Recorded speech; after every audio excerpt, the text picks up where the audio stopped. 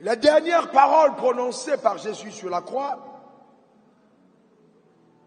était celle-ci: tout est accompli. En prononçant ces paroles, Jésus était expressément en train d'affirmer que sa mission était arrivée à son terme et qu'il avait vraiment réussi sa mission et que le plan de la rédemption avait réussi.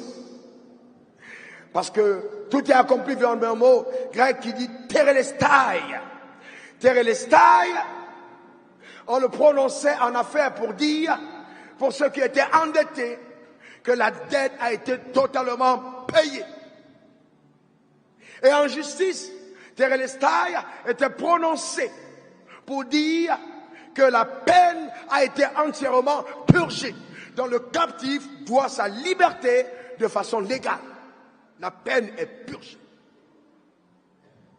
Et dans l'armée, prononcée par les généraux romains, pour dire que l'ennemi a été totalement soumis et que la victoire a été totalement remportée. Donc quand Jésus parlait, c'est exactement ce qu'il voulait dire. Tout est accompli. La dette a été payée. La liberté a été proclamée. La victoire est totale et l'Église se doit de marcher dans la totale victoire acquise à la croix. Mais cependant, revenons sur l'illustration du premier jour. Pour comprendre la rédemption, nous devons à tout prix nous rendre compte que cela a engagé le conseil de Dieu dans son entier. On a, comme j'ai dit, Dieu le Père. On a Dieu le Fils. On a Dieu le Saint-Esprit. Donc les trois se sont mis ensemble. Et ils se sont dit, il faille qu'on trouve une solution au problème que l'homme a eu sur la terre. C'est juste un rappel. Et les trois ont détecté que l'homme avait trois ennemis vitaux qu'il fallait neutraliser à tout prix. C'est ainsi que le Père a décidé de neutraliser le monde. Et cette fois, j'insiste en disant que quand on parle du monde, le monde c'est le cosmos, c'est l'univers agencé. C'est le règne animal, c'est le règne végétal, c'est le règne minéral. Donc c'est le règne, c'est tous les règnes. Quand on parle du monde, Dieu a tant aimé le monde. Alors la mission du Père était d'aller conquérir le monde. Et pour conquérir le monde, le Père, tu vas conquérir le monde, le Père devait donc envoyer son Fils. Donc quand le Fils a donné le sang, et que le sang à la croix a été versé, comme libation sur la terre, le monde a été soumis par l'amour du Père. Jean 3,16. Dieu a tant aimé le monde qu'il a donné son Fils unique, afin que quiconque croit en lui ne périsse point, mais ait la vie éternelle. Quand on dit Dieu a tant aimé le monde qu'il a donné son Fils, il s'agit de quel Dieu?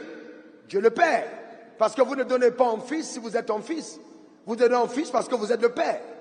Donc on parle là de Dieu le Père qui a tant aimé le monde qu'il a donné son Fils, afin que quiconque croit en lui ne périsse point, mais ait la vie éternelle.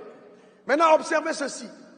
Dans 1 Jean 2, verset 15, il y est écrit, n'aimez point, allons-y, 1 Jean 5, verset 15.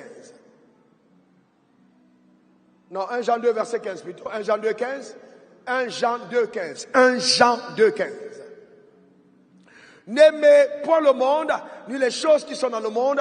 Si quelqu'un aime le monde, l'amour du Père n'est point en lui. Alors ce texte, beaucoup de personnes le prennent hors de leur contexte. Et vous voyez, il dit n'aimez pas le monde, ni ce qu'il y a dans le monde. Quand Dieu dit de ne pas aimer le monde, il n'est pas en train de dire que le monde est mauvais.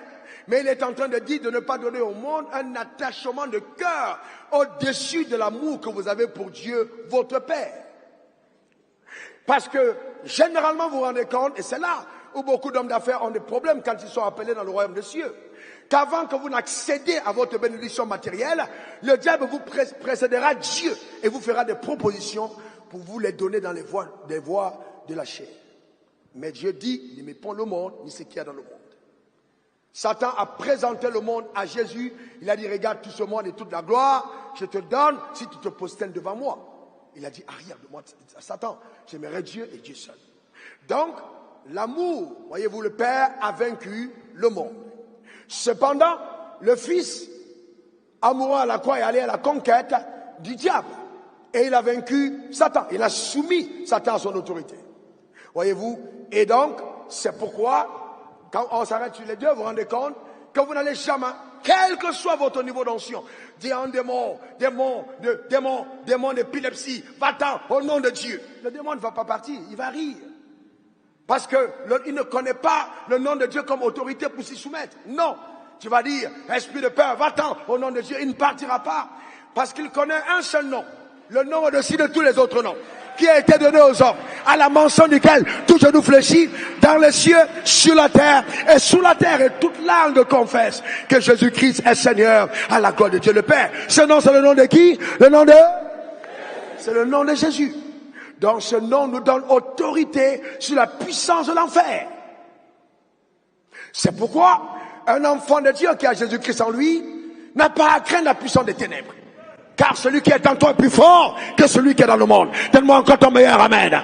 Ils te feront la guerre, mais ils ne te vaincront pas. Pas du tout. Parce que celui qui est en toi est plus fort. Nous devons être conscients de l'autorité que nous avons en tant qu'enfants de Dieu et ne pas laisser le soin à Satan de continuer à martyriser notre destinée. Dis après moi, Satan ne prendra pas ce qui m'appartient. Mais ta manière de parler même bas, dis-le bien. Donc l'autorité, nous l'avons au nom de Jésus. Cependant, Jésus a dit, il est préférable que je m'en aille, car si je ne m'en vais pas, le consolateur ne viendra pas, l'esprit de vérité. Le rôle du consolateur, le rôle de l'Esprit Saint, c'est premièrement de soumettre ta chair totalement aux directives de Dieu. Et la chair est tellement rebelle que tu ne peux pas la soumettre au nom de Jésus. Tu ne chasses pas l'esprit d'adultère au nom de Jésus. Tu ne chasses pas le démon de déloyauté au nom de Jésus. Tu ne chasses pas le démon d'avarisme au nom de Jésus. Ta chair est tellement têtue que pour soumettre ta chair, tu as besoin de la présence permanente du Saint-Esprit dans ta vie. Voyez-vous, le Saint-Esprit dans ta vie. Et c'est pourquoi la Bible dit dans Jean 1,12, à tous ceux qui l'ont reçu, à ceux qui croient en son nom, elle leur a donné le pouvoir de devenir. Le pouvoir de devenir. À tous ceux qui l'ont reçu. Alors, je peux voir la main de quelqu'un qui a reçu Jésus dans cette salle.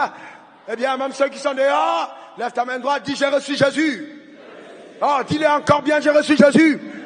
La troisième fois que l'enfer t'entend, dis j'ai reçu Jésus.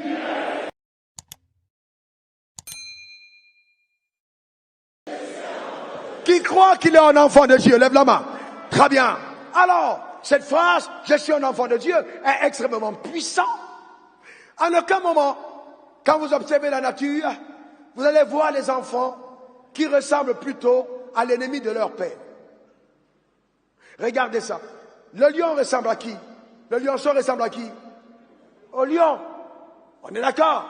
Le poussin ressemble à qui? À qui? À la poule ou au coq. On est d'accord. Le chiot ressemble à qui? Au chien. Le chaton ressemble à qui?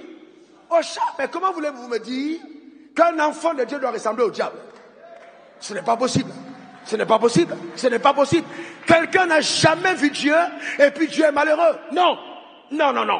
Donc si tu as l'ADN de Dieu en toi, je déclare établi, que tu ne pourras pas, c'est impossible, tu ne pourras pas, c'est impossible, personne ne t'arrêtera, tu ne pourras pas ne pas révéler la gloire de Dieu dans ta génération.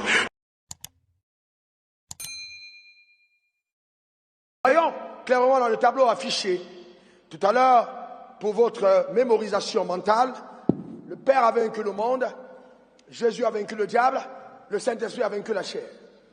Et le seul combat réel qui reste vraiment extrêmement farouche et qui démontre la véritable rédemption, c'est le combat au niveau de notre chair vis-à-vis du Saint-Esprit.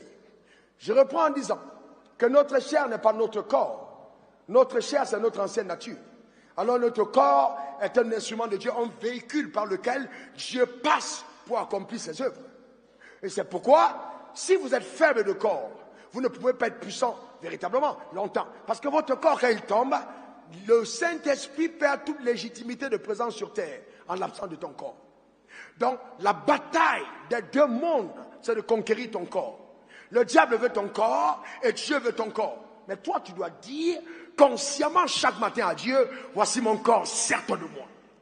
Dans ton corps, est différent de ta chair. La chair, c'est l'ancienne nature, l'ancien système de pensée, l'ancienne manière de faire, alors que ton corps est un instrument de Dieu. Et je peux pécher contre Dieu en ne tenant pas mon corps dans la discipline. Et la discipline n'est pas simplement de ne pas pécher. Mais si je nourris mal mon corps et que je le détruis avant l'heure, je rencontre à Dieu. Dieu dit, si tu détruis ce corps, je le détruirai.